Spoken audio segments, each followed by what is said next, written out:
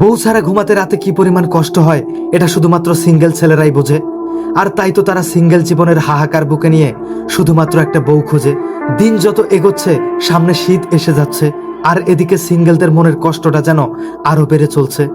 বলতে পারে না কেউ বাবা মাকে বউয়ের কথা, এ যেন সিঙ্গেলদের মনে এক অসহ্যকর যন্ত্রণা আর বউ ছাড়া থাকার ব্যথা।